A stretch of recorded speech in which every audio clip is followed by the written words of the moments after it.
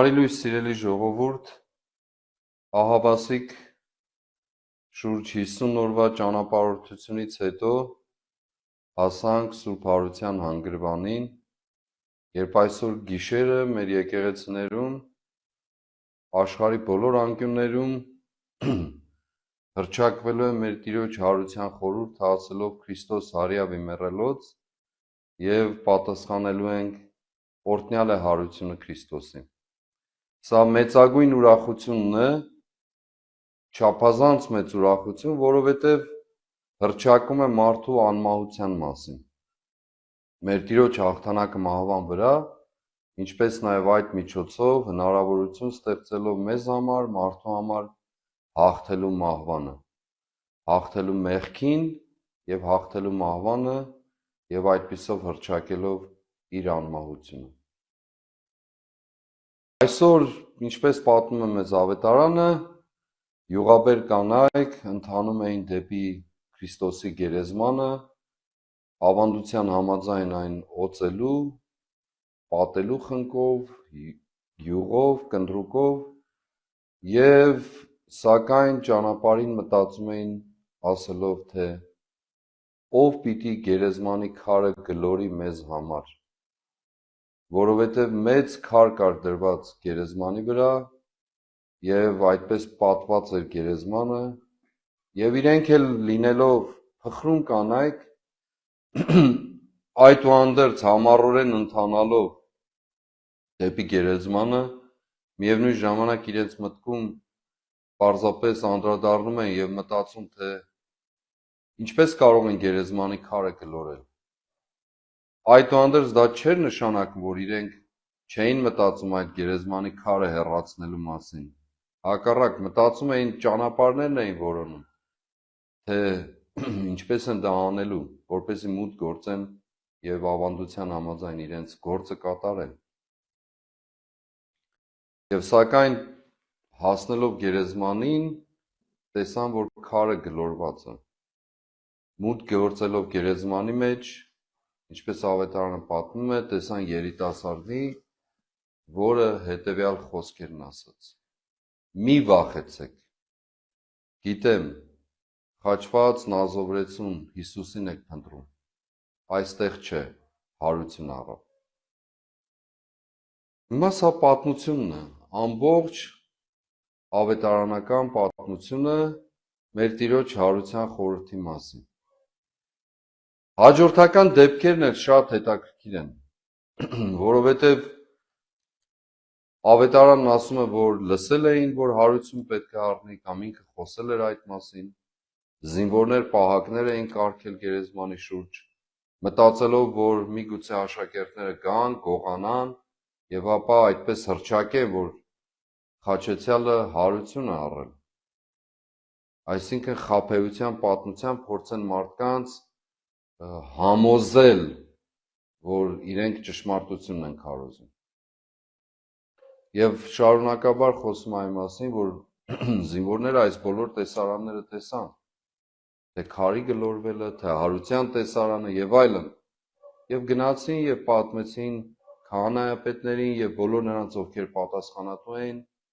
նրանք էլ զինվորներին համոզեցին ասելու, որ աշակերտները գողացան եւ պահակ զինվորները, որոնք իրավունք չունեին շարժվելու, քնելու կամ որևէ կերպով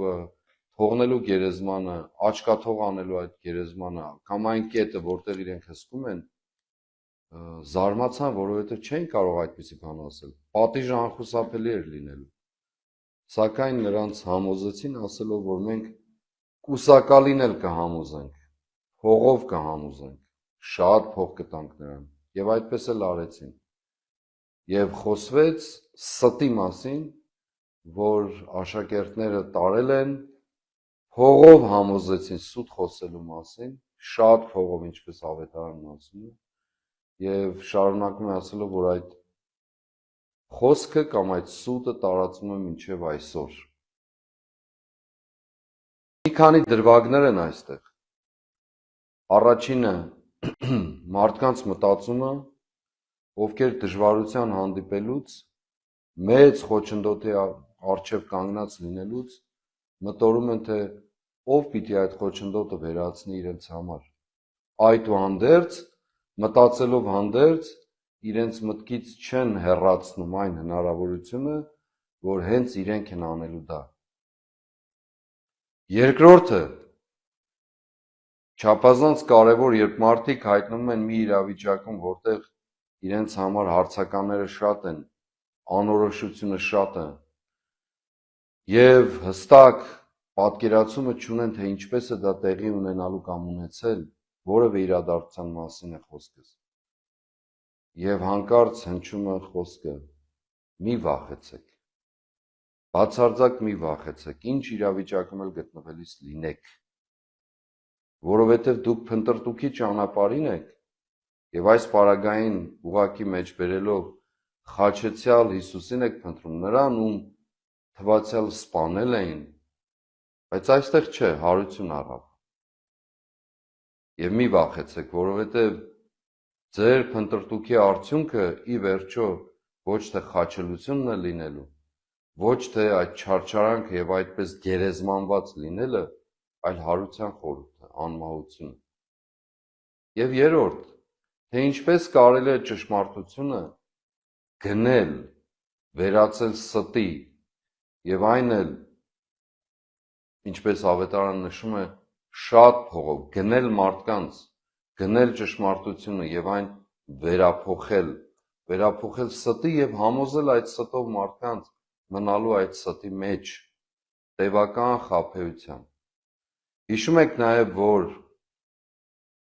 այդպիսին էր նաեւ Հիսուսի մատնության դրվագը, դարձյալ գումարով, հայտնի դարձած բոլորիս համար սիմվոլիկ կերպով 30 արծաթի պատկերով։ 30 արծաթ, որը դարձավ նաև արյան և վախճանի պատճառ։ Հենց նրա համար, ով ամենամտերիմներից էր Հիսուսի մերձակա շրջանակից, իր աշակերտներից, ով չդիմացավ գայթակղությանը և գնաց այդ 30 արծաթի ետևից, իր պատճառներն ունենալով, սակայն արդյունքում 30 արծաթի պատկերով մատնեց ճշմարտությունը, մատնեց արդարությանը։ Սա այս 3 կարևոր դրվագներն են, որոնք այս մեծ իրադարձության մեջ մենք փորձեցինք ուղղակի նշել։ Առաջինը հանձնառությունը, դժվարությանը հանդիպելիս հոգ չէ, թե այն շատ մեծ խոչընդոտ է իր ամբողջությամբ, մենք անընդհատ մտածում ենք, թե ով պիտի անի մեր փոխարեն այս-ինչ բանը, եւ սակայն անընդհատ մտմտում հնարավորության մասին այն իրագործելու։ Երկրորդ, այն վախի, տագնապի, անորոշության մեջ գտնվելիս, սա այդուհանդերձ մեր մտքի փնտրտուքը չդադարեցնելով, ճանապարհները որոնելով այն վերացնելու եւ այն հաստատակամ համոզումը չվախենալու այդ բոլորից, այլ համառորեն ընթանալու դեպի իրագործում։ Եվ երրորդ, որ մեր կյանքը լի է ուղղակիորեն այն պատկերով, որ մարդիկ կարող են ճշմարտությունը պարզապես վաճառքի հանել, փոխարինելով ստով, այն ստով, որը հարմար է իրենց, այն ստով, որով իրենք կարծում են, որ պիտի կարողանան իրենց գոյությունը շարունակել։ Եվ այդպիսով նաև հանրային կյանքը ամբողջության մեջ դարձնել այդպիսին, այդ համբավը, ինչպես ավետարանն ասում է, ստի համբավը մնայուն դարձնել մարդկանց մշակույթը։ Հիմա մի պահ, եթե դուրս գանք ավետարանական պատմությունից եւ փորձենք վերլուծել, տեսնել, քննել այս պատմության կարևոր ազդակներն ու պատգամները դեպի մեր կյանք ուղղված, մեր հանրային կյանք, հասարակական կյանք, որևէ կերպով այն բացակա չէ մեզանից, ուղղակիորեն արտահայտում այն բոլոր եզրաշերտերը, որի մեջ մենք ապրում ենք այսօր։ Խոչընդոտ, գերեզմանի քար, խորհրդանշանակորեն ասած, մեծ արգելք մեզ վրա իբրև թե դրված, խաչելության խորհրդով, չվախենալու պատգամով եւ միևնույն ժամանակ գնված ճշմարտություն, որը վերափոխված է ստի։ Եվ սա մեր կյանքի կարծես արտացոլանքը լինի, ամբողջության մեջ, ինչպիսի օրերում, որ մենք ապրել ենք եւ ապրում ենք, եւ ինչպիսի օրերի միջից դուրս գալու հնարավորություն ունենք մենք։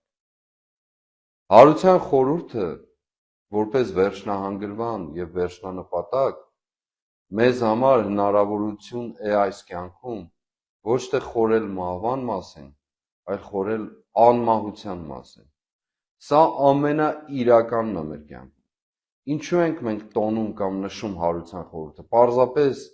որովհետև այն արձանագրված է որպես մի իրադարձություն, որը ուղղակի մեր սրտերին ուրախություն է պատճառում իր բոլոր զարդարանքներով ու պատգամներով,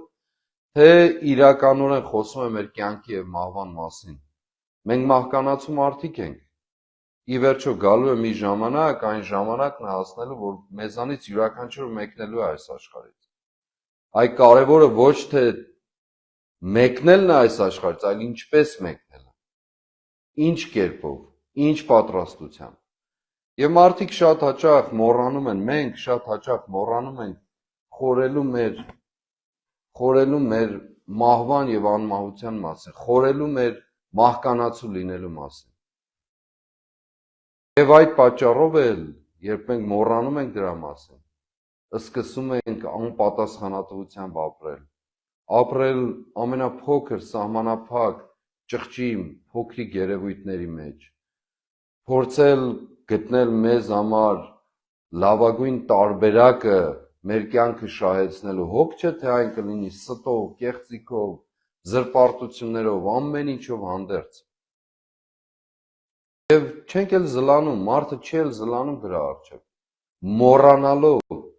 իր մահկանացու լինելու մասին, այսինքն մահը իր կյանքի մեջ ապրած լինելու մասին, կամ ապրելով մահը, որը ամեն օրվա իրականությունը, ամեն ժամյա իրականությունը։ Չկա մի ժամ, որտեղ